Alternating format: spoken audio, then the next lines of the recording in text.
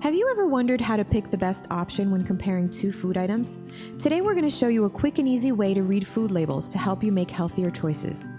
Dr. Wayne Anderson, a former critical care physician, New York Times bestselling author, and leader in wellness and nutritional intervention, says the food we eat is more powerful than any drug we could ever take, and that learning to identify the foods that are good for us is an essential skill for living a longer and healthier life.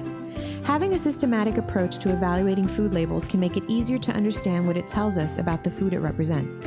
Here's a simple ABC checklist. First, awaken yourself to the portion sizes. All of the values listed on the label are listed per serving. It's important to know what the portion size is and how many servings you're eating to determine the number of calories and nutrients you're actually consuming. So if a serving size is 1 cookie and you eat 5, because let's be honest, who stops at 1 cookie? You've eaten 5 servings and 5 times the number of calories and nutrients. The problem with that is that calories add up quickly.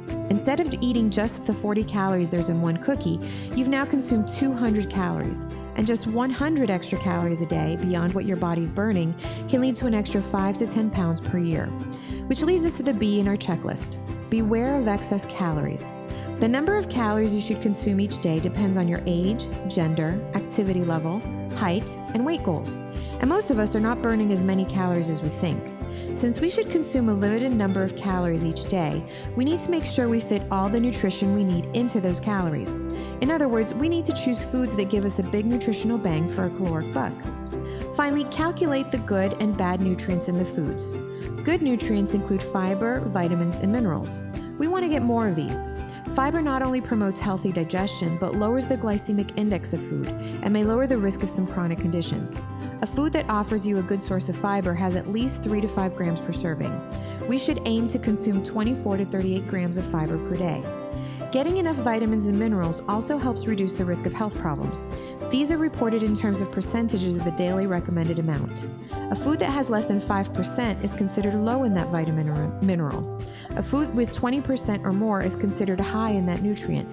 Ultimately, you're looking to get the most vitamins, minerals, and fiber for the lowest number of calories. We want to limit the nutrients that are bad for our health. Saturated fat, trans fat, and cholesterol increase the risk of certain chronic conditions such as heart disease, high blood pressure, and even cancers. We should therefore aim to keep these numbers as low as possible. Sugar is often a source of excess calories with no added nutrition.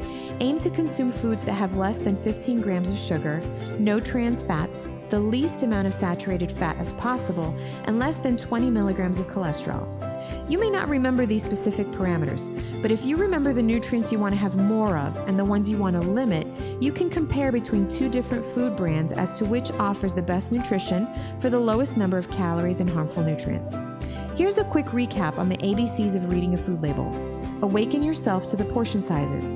Beware of excess calories. Calculate the good and bad nutrients.